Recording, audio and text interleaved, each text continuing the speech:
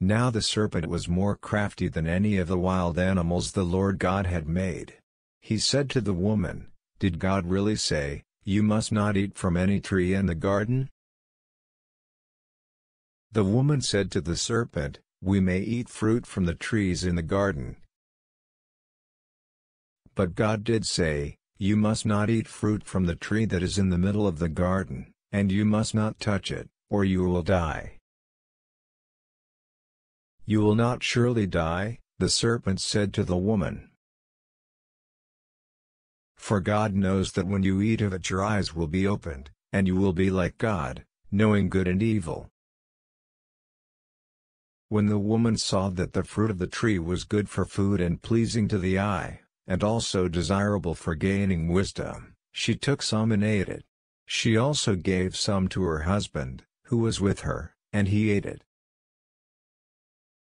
Then the eyes of both of them were opened, and they realized that they were naked, so they sewed fig leaves together and made coverings for themselves. Then the man and his wife heard the sound of the Lord God as he was walking in the garden in the cool of the day, and they hid from the Lord God among the trees of the garden. But the Lord God called to the man, "Where are you?" He answered, "I heard you in the garden, and I was afraid because I was naked, so I hid." And he said, "Who told you that you were naked? Have you eaten from the tree from which I commanded you not to eat?"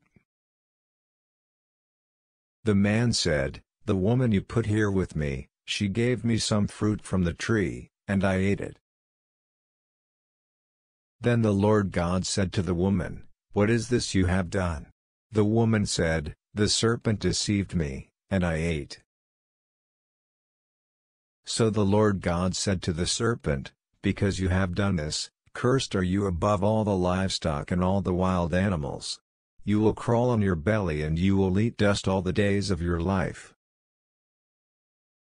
And I will put enmity between you and the woman, and between your offspring, or seed, and hers. He will crush, or strike, your head, and you will strike his heel."